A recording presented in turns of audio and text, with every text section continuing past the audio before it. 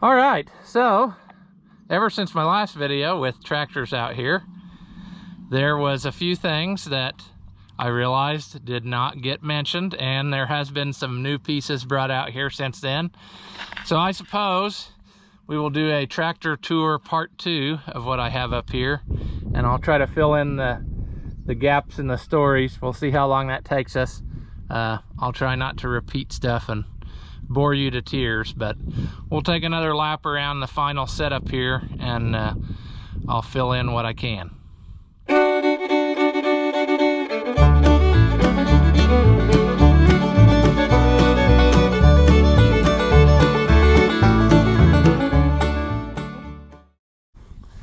Welcome back. If you haven't seen my videos before, I'm Rusty Oliver Man, and today we're going to take another lap through my miniature tractor show here, and I'll try to fill in the gaps of stuff that I didn't talk about last time. We won't spend a lot of time on the stuff I did talk about, so I don't want to bore you with the same stuff. So like this, we'll pass this over pretty good because you've heard everything there is to know about it.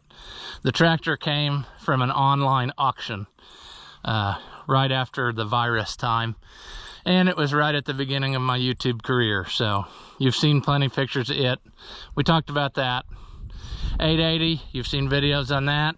Came from Craig in Ohio. The planter, we talked a little bit about that. I bought this, it was traded in at one of the equipment dealers, and I think it was kind of like on consignment, and I knew I wanted this Oliver planter. Made a deal, I want to say it was like 300 bucks. Got it home and wanted to set it to 38-inch rows, and realized they had chopped off part of the frame, so ended up welding new box tubing on to extend it out. I want to say there's 11 inches added on to it on each side, and I was super worried that it was going to sag or whatever, so it's actually got a piece of channel iron welded inside first to keep it rigid. But yeah, planted a lot of corn with it. It does a good job. We talked about all this, not mine, but it lives here an awfully lot. It seems to like it here, I guess. Hopefully we'll figure that out in a future video. We talked about that pretty good last time. 1800A was not out here last time.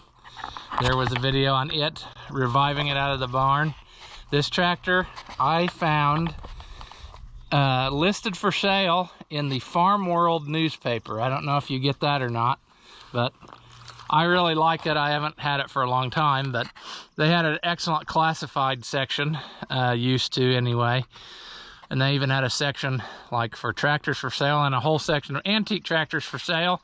I saw it listed for sale, and it was in the town just right north of me, and I thought, you know, hey, wonder where that is. So I went and checked it out, and that is how I met the old man that I ended up buying all those parts from. This was the first thing that ever got me connected to him. He was the one who had it for sale, and we've been friends ever since. I bought the thing. I don't remember what I gave for it. I want to say it was like 2,500 bucks, and a running driving tractor. And I was looking for another tractor.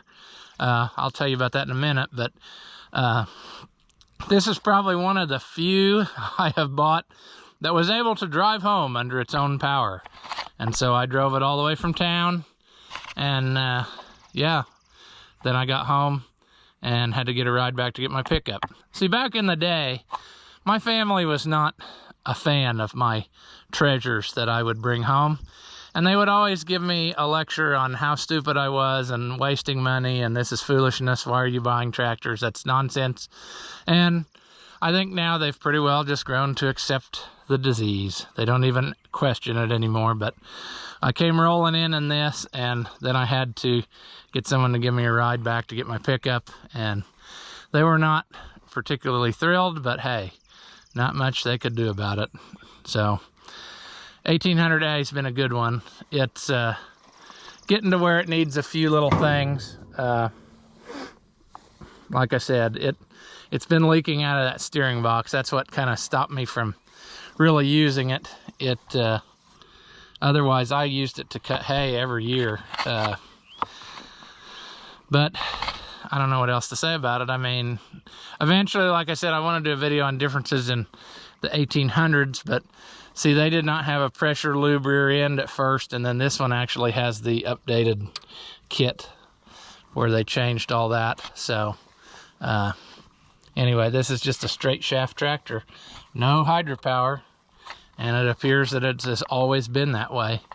I need to make the shield that covers the drive shaft, but I don't know. It's just an interesting old tractor, and really, I wish I had tried better to save the original paint at the time I got it, because it was, the sides were not too bad. The tops are kind of rough, like on one of the fenders is really rough on top, but I think a lot of the rest of this would have waxed out, and then I don't know. Although it kind of looks like here somebody painted it with a brush or something, so maybe not, but that is neither here nor there. I like the old tractor, and you know, now my next goal to go with this is Hart Par 70, so I can recreate the 25 years of 6-cylinder power display, if you've ever seen that, because that was the whole point, I guess, of that display, was to show that Oliver had 6 cylinders for 25 years, even though some of the other tractor companies were acting like it was a brand new thing in the 60s. I won't name names, but they only had 2 cylinders for a long time, and then as soon as they got 6, they tried to pretend it was something new. But tough luck, Oliver had it for 25 years before that already. So yeah, what else to say about it? These emblems, you cannot get the original style, to my knowledge, anymore.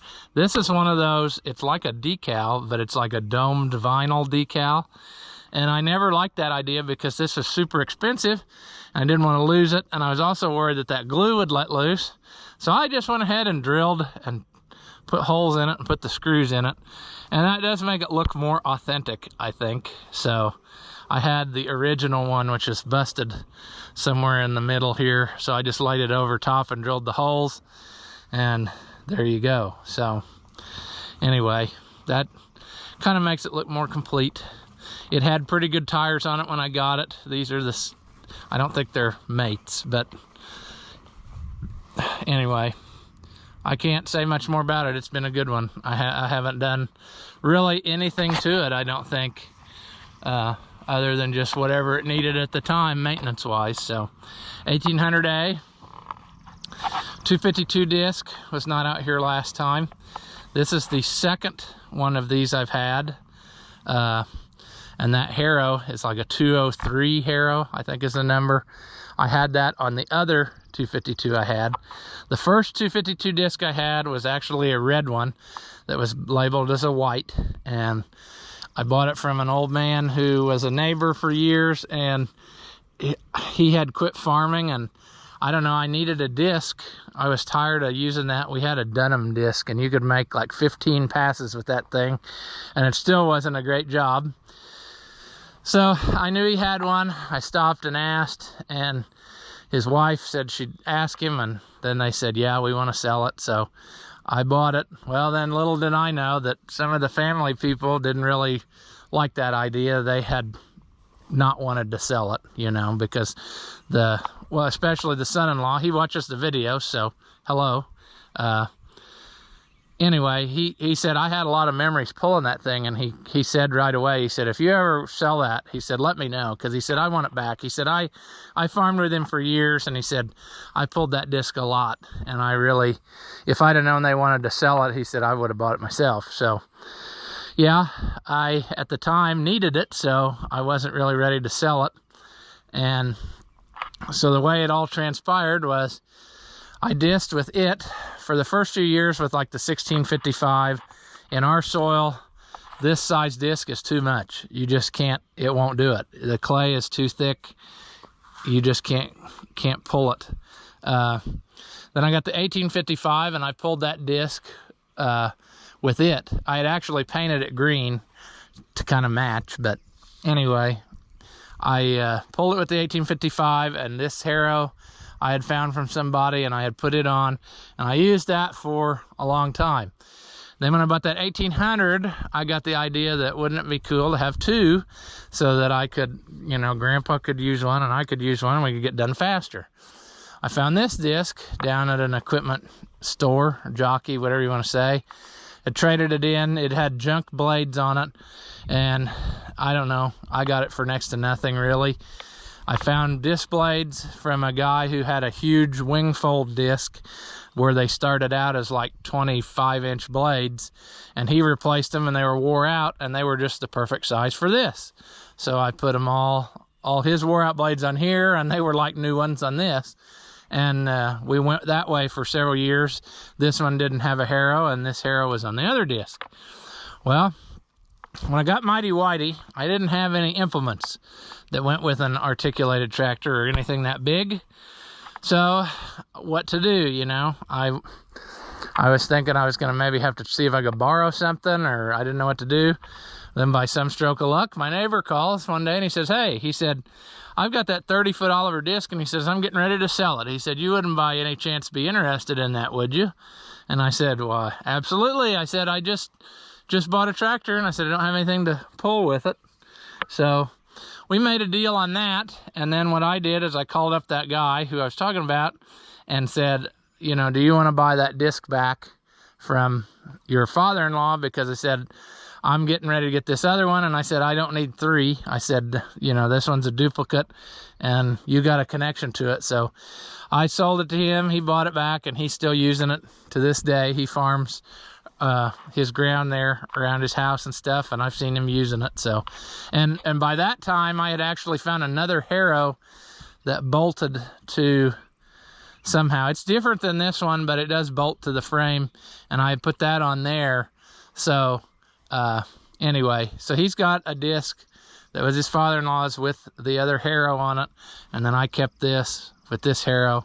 And yeah, so I only use this occasionally now, whenever, like last year I had to use it a bunch because both big tractors quit, and I dug this out, and you've seen the video with it in the 1755. And so anyway, these are very good discs. If you ever have the chance to buy one, I recommend it because they do an excellent job. One pass with them is the same as like 3 with another brand of disc. I mean, they just knew what they were doing. I think it's partially because of the weight and, you know, what have you. But anyway, 252 disc harrow with a 203 spring tooth harrow behind it. Loader tractor, you've seen that. Like I've said, that, I think I've told the story on it before, but I bought it. It changed hands like 4 times in a month. Everybody passed on it when they saw how bad it was, and then I was the dum-dum that finally took it over the edge. The motor was totally garbage. Fixed it up and got the loader from somewhere else, put that on it, changed the wide front to a factory instead of a Schwartz, and we've been using it ever since. The plow, you saw it come last year and talked about that. Like I said, still want to adjust on it. I think I can make it do a better job than what it was doing. And that's that. 66, we talked about that in the last one. Subsoiler, talked about that, I think. I bought it from a guy who was quitting farming, and he was getting ready to move away. And they had, interestingly, which I didn't say in the last one, they had mulleins. And so it was interesting to go to that place and see, like I had Olivers and then continued on into the whites. They had mulleins and continued on into the whites. So he had some bigger mulleins, like 1355s and whatever, and then they had like a 2135 white and whatever. So it's interesting to see another branch of the tree, you know, make the progression and the stuff that they had. So he didn't really know what brand that was, but I did, so that's why I went and bought it. So that's all to say about that.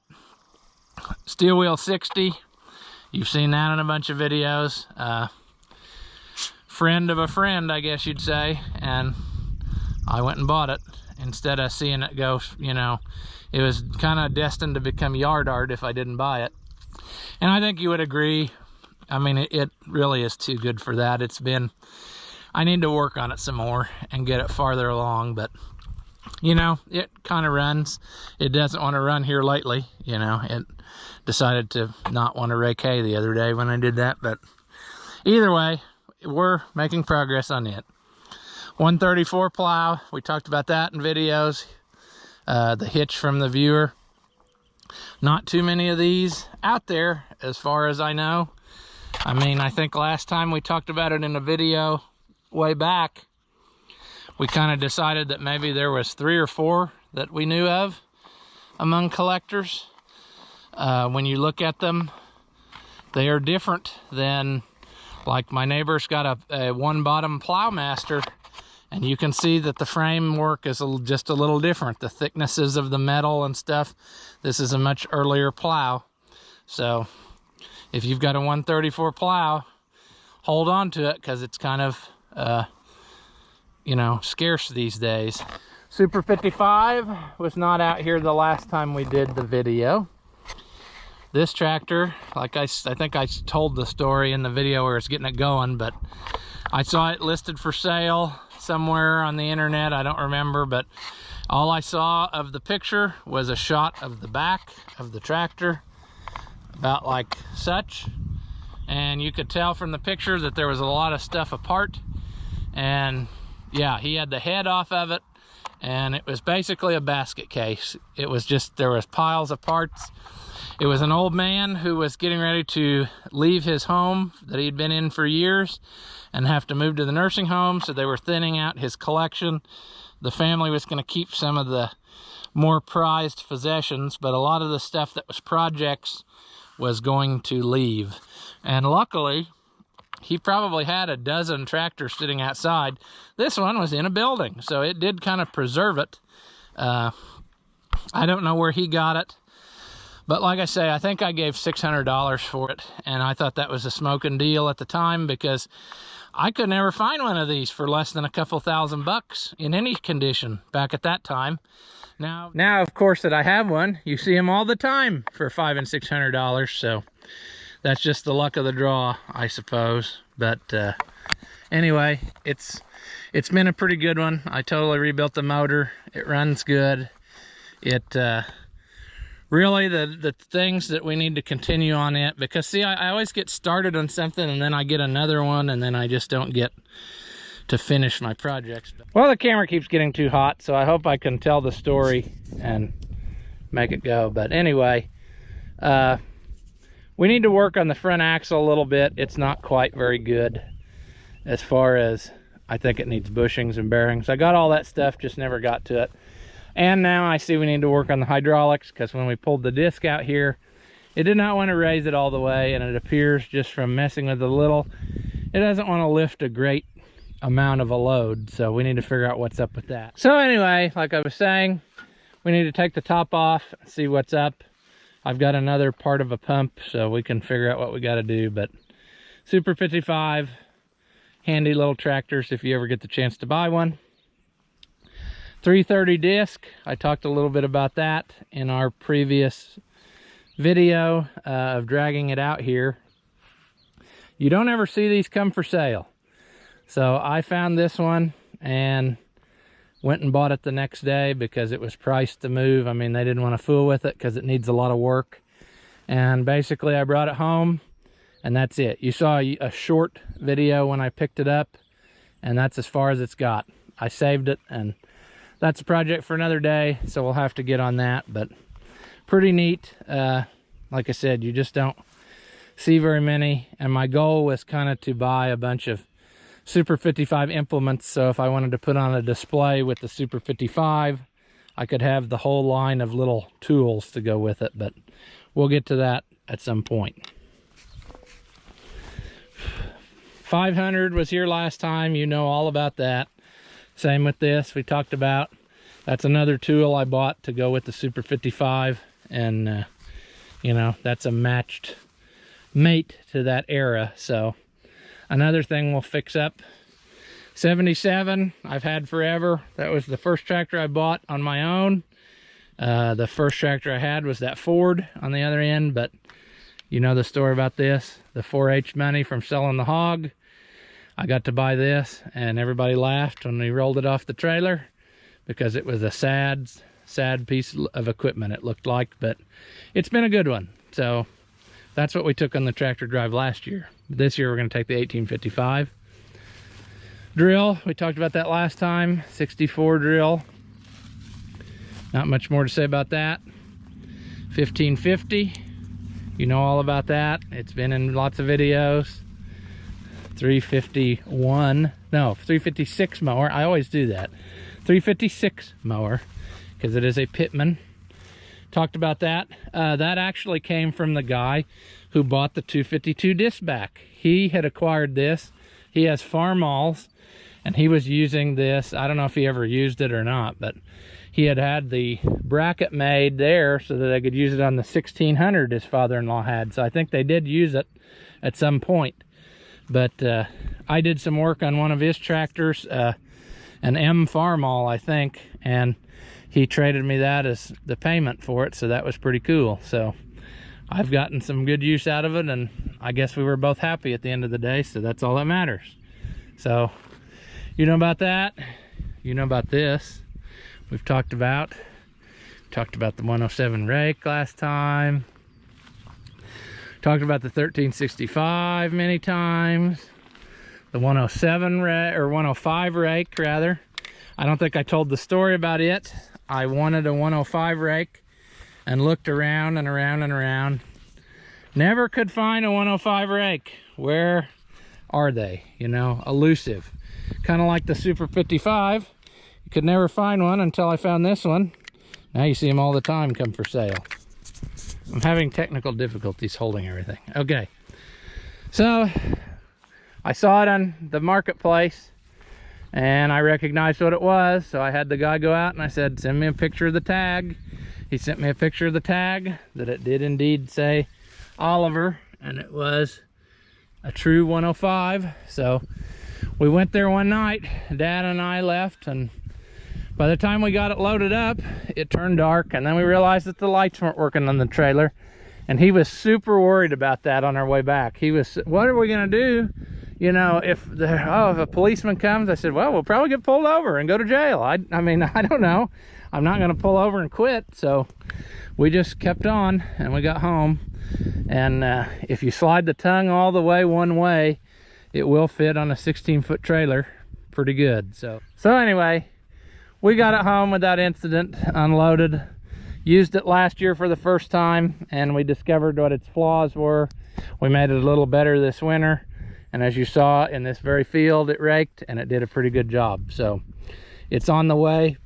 It does have a calcium tire issue, but we can get that fixed. So I think that's actually the same tire that I've already changed once, and the only reason I had to change it is I tried to move this with the 550 and just push the thing out of the way, and I ran a spear right through the, but anyway, that's the way that is. So 60 and number 2 Rake. You've seen the 60 before, but you hadn't really seen the Rake. 60 came from the same guy that I eventually got the 66 from. This was just the first thing I bought from him. Actually, the first thing I bought from him was a wagon, and then he called me back later and said, you want to buy that 60? This was sitting in the driveway the time I bought the wagon, and it was very forlorn looking. It was missing all the sheet metal, the side curtains, I mean, and all flat tires, and I don't know. I passed on it the first time and then ended up going back and buying it later, and it's been a good one. I mean, basically a good tune-up, and I had it running. So it's been in some parades and whatever. Needs a good bath. It's pretty dirty right now. Number 2 Rake came from a salvage yard that was going out of business. They had lost their lease on the place, and I had seen that they had this rake. I don't know, I went by to see what they had, and I think I came back for it later. It wasn't the same day, but anyway, they got kicked out and we're gonna have to leave, so I made a deal on it, loaded it up, brought it home. That's as far as I got for it. I think that place actually ended up not going out of business. He worked it out with the landlord and still has a operation going there. But anyway, I'm super pumped about it because, yeah, now we can actually use it. I just kind of, for whatever reason, put it on the back burner because of those tires. And then when I bought all those parts from that old guy here a while back, this rim and tire was in it. So yesterday when we were looking around, I thought, hey, that'd be just the ticket to get her back up and going. So we'll make it more better as time goes on, but for now this is a good start, because this is a lot farther than it's been all of the time I've owned it. And it looks like even the back two tires held air overnight, so that's a win. Pretty cool. Yeah, number 2 rake, and that is more of the vintage of like the fleet lines. So now that I got this rake, and I got the 77, I also have the plywood cutout of the dog, and I could recreate the Oliver Twist display like that painting. It was on display at the national show when it was in Madison, and they had made that dog and had this a number 2 rake and a 77, and that dog there and a mannequin with the straw hat. So now we got this up and going. We're gonna have to recreate that just for something to do. But anyway, 60 number 2 rake, 1800 you saw here recently. It's been in a few videos working on it and stuff. I don't typically like to show any sort of spraying operation I do, just because I want to be focused on what I'm doing, and a lot of those chemicals I really don't want on this camera. You know, to each his own. If you want to film yourself doing it, it also potentially opens you up to trouble if somebody would find something that you're doing wrong, but I don't know, that might just be me.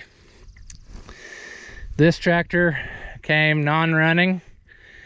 A neighbor had bought it at one point from along the road and in the next town up, and I think it might have been running at that time, and they drove it home. Maybe not. It's very obviously had head work done to it at some point before he got it, because you can see it's bare metal. This is also a 2-piece head, consequently. That was a thing back at that time. He brought it home, put it in the shed, and that is where it sat, and it did nothing. The tires went flat. He decided he was over it, wanted to sell it. Went to get it out and mess with it, get it started. It wouldn't run, and ended up it had, I think he might have got it running, but it had a bad miss in it. So we pulled it home. We didn't drive, or I pulled it behind another tractor and he rode in it, because it was quite the ordeal watching him bounce on those tires that had been sitting on one spot for so long. But took the motor apart and found there was a bent push rod. Got a push rod in it. It's been good ever since. We're just fighting fuel issues, trashing the tank. It's got a lot of stuff it needs. Like I said, it hasn't been there that long really, or here that long, and I'm still finding stuff that it has to have. Yeah, we're gonna take the cab off and go into the rear end and get that all straightened out. The most annoying thing about the whole thing is that latch is froze up. I think even broke off, but the pin is frozen. Okay, it's not broke off, but the pin is frozen and it won't let the wheel tilt, and that is super annoying to get in and out of this cab. So that we will fix when we do all that. But 1800C, because name spear, throttle on the side of the dash, pressure lube rear end, etc. Many differences than the A series. So there you go. Super 88 was out here last time. You know all about it. You see it all the time.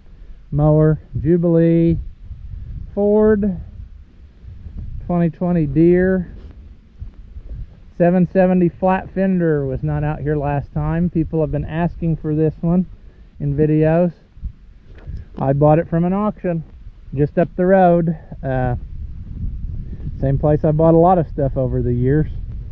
And I went to buy a hay bind, and I saw this tractor on there, and I had kind of budgeted an amount to spend. I was going to buy my hay bind, and the hay bind went so dirt cheap. I had enough money left over. I bought the tractor, hooked them together, and drove it home.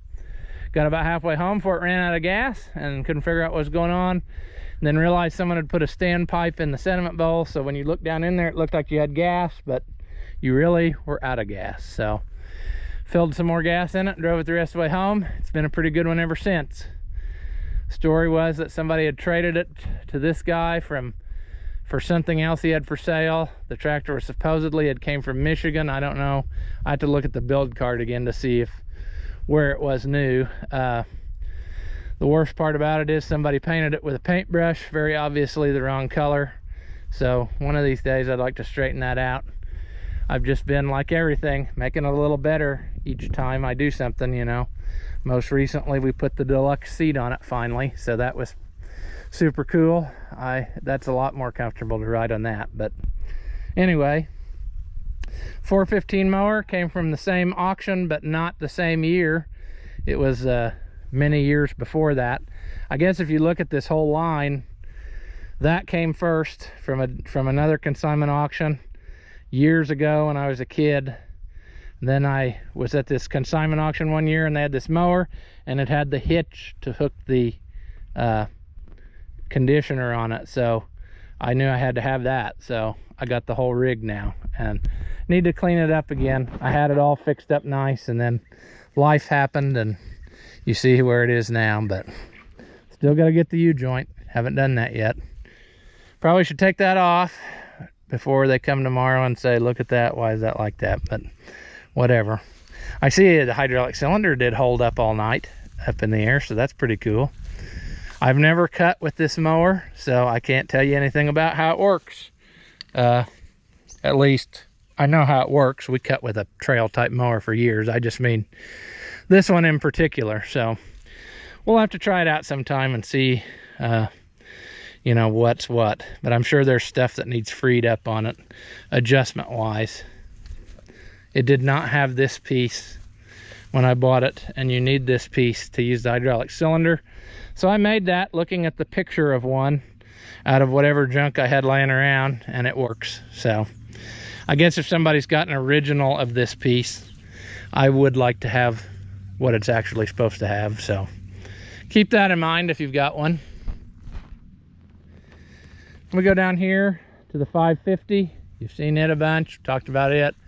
76 drill was in a building that was getting ready to get torn down, and somebody called me and said, hey, they're getting ready to tear down this building. This drill's in there, would you be interested? And I said, why, of course I would be interested. And so made a deal on it with the guy that owned it.